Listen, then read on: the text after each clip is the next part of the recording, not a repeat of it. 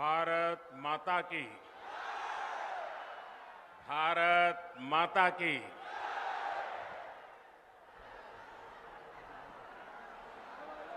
হুগলি নদীপুর বাংলার জল জীবনধারা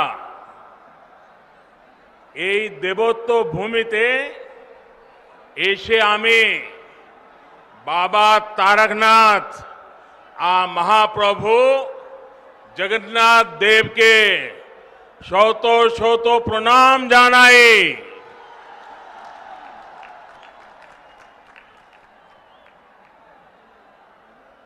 आप लोगों का ये उत्साह, ये उमंग, ये ऊर्जा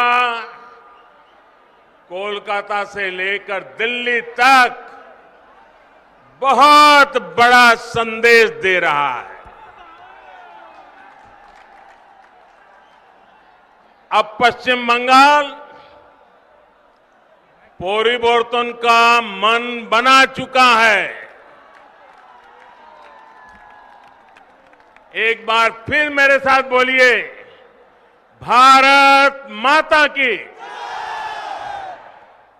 वंदे वंदे वंदे वंदे वंदे वंदे।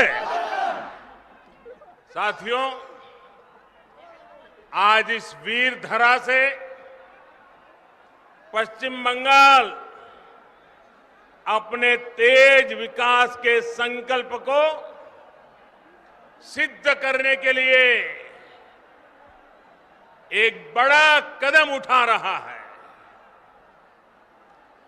पिछली बार मैं आपको गैस कनेक्टिविटी के इंफ्रास्ट्रक्चर का उपहार देने आया था। आज रेल और मेट्रो कनेक्टिविटी को मजबूत करने वाले महत्वपूर्ण काम शुरू हो रहे हैं।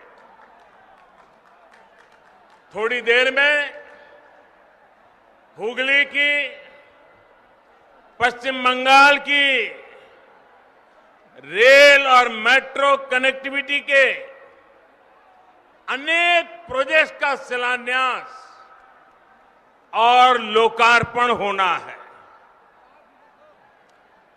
इस महत्वपूर्ण योजनाओं के लिए, बंगाल के उज्जवल भविष्य के लिए मैं आप सबको बहुत बहुत बधाई देता हूं। साथियों, दुनिया में जितने देश गरीबी से बाहर आए या गरीबी मिटाने में सफल हुए या विकसित देश बने, ऐसे सभी देशों में एक बात बहुत कॉमन देखी जाती है। इन देशों ने अपने अपने देश में सही समय पर बड़ी संख्या में इंफ्रास्ट्रक्चर का निर्माण किया। आधुनिक हाईवे, आधुनिक रेलवे, आधुनिक एयरवे। इन देशों के आधुनिक इंफ्रास्ट्रक्चर ने इन देशों को आधुनिक बनाने में मदद की। वहां ये एक प्रकार से परिवर्तन का बहुत बड़ा कारण बना। हमारे देश में भी यही काम दशकों पहले होना चाहिए था, लेकिन हुआ नहीं। अब हमें देर नहीं करनी है। हमें एक पल भी रुकना नहीं है। हमें एक पल भी गंवाना नहीं है। मुझे हैरानी है, इतने वर्षों में जितनी भी सरकारें यहां रही हैं, उन्होंने इस ऐतिहासिक क्षेत्र को, इस पूरे क्षेत्र को अपने हाल पर ही छोड़ दिया। यहां के इंफ्रास्ट्रक्चर को, यहां की धरोहर को बेहाल होने दिया गया। मुझे बताया गया है कि वंदे मातरम भवन, जहां बंकिम चंद्र जी 5 साल रहे, कहते हैं कि वो तो बहुत बुरी हालत में है। ये वो भवन है जहां उन्होंने वंदे मातरम की रचना को लेकर मंथन किया। वो वंदे मातरम जिसने आजादी की लड़ाई में नए प्राण फूके, हमारे क्रांतिवानों को नई ताकत दी, मातृभूमि को सुजलाम सुफलाम बनाने के लिए हर देशवासी को प्रेरित किया। वंदे मातरम सिर्फ इन 2 शब्दों ने गुलामी की निराशा में जी रहे देश को नई चेतना से भर दिया था। ऐसे अमर गान की रचना करने वाले के स्थान को न संभाल पाना बंगाल के गौरव के साथ बहुत बड़ा अन्याय है। और इस अन्याय के पीछे बहुत बड़ी राजनीति भी है। ये वो राजनीति है जो देशभक्ति के बजाय वोट बैंक, सबका विकास के बजाय तुष्टीकरण को बल देती है। आज यही राजनीति बंगाल में लोगों को मां दुर्गा की पूजा से रोकती है, उनके विसर्जन से रोकती है। बंगाल के लोग वोट बैंक की राजनीति के लिए अपनी संस्कृति का अपमान करने वाले ऐसे लोगों को कभी माफ नहीं करेंगे। आज मैं बंगाल के लोगों को ये विश्वास दिलाता हूं, जब बंगाल में भाजपा की सरकार बनेगी तो हर बंगालवासी अपनी संस्कृति का गौरवगान पूरी ताकत और हिम्मत के साथ कर सकेगा। कोई उसे डरा नहीं पाएगा, कोई आपको दबा नहीं पाएगा। भाजपा उस सोनार बांग्ला के निर्माण के लिए एक काम करेगी जिसमें यहां का इतिहास, यहां की संस्कृति दिनों दिन और मजबूत होगी। ऐसा बंगाल जहां आस्था, अध्यात्म और उद्यम सबका सम्मान होगा। ऐसा बंगाल जहां विकास सभी का होगा, तुष्टीकरण किसी का नहीं होगा।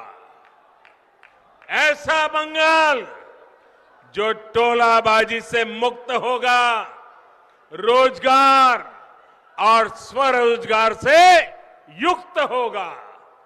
भाइयों और बहनों, आजादी से पहले बंगाल देश के अन्य राज्यों से बहुत आगे था, लेकिन जिन लोगों ने बंगाल पर राज किया, उन्होंने बंगाल को आज इस हालत में पहुंचा दिया।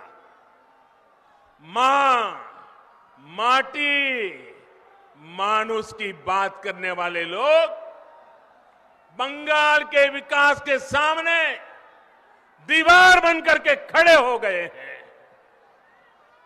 केंद्र सरकार किसानों और गरीबों के हक का पैसा सीधा उनके बैंक खाते में जमा करती है, जबकि बंगाल सरकार की योजनाओं का पैसा टीएमसी के टोलाबाजों की सहमति के बिना गरीब तक पहुंच ही नहीं पाता।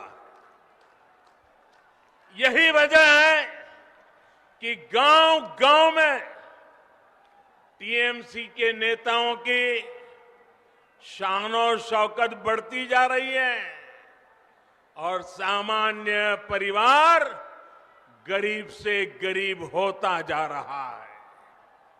भाइयों और बहनों, बंगाल के लाखों किसान परिवारों को पीएम किसान सम्मान निधि का पैसा इसी मानसिकता के कारण नहीं मिल पाया है।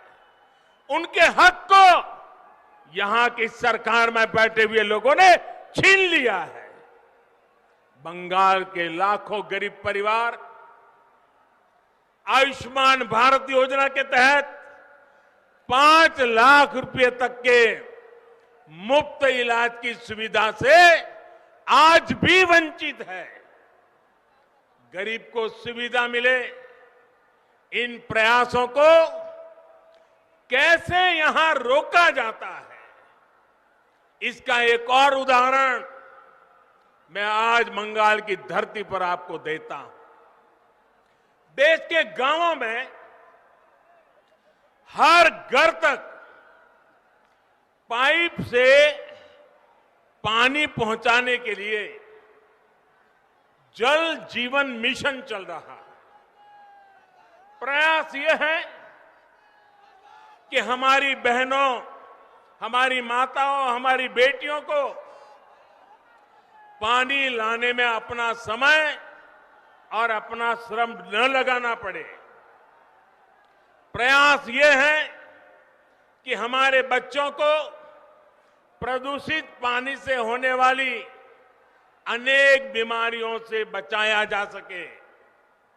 बंगाल के लिए ये मिशन इसलिए ज्यादा जरूरी है क्योंकि यहां 1.5-2 करोड़ से अधिक ग्रामीण घरों में, आप चौंक जाएंगे इन्होंने बंगाल की हालत क्या की है।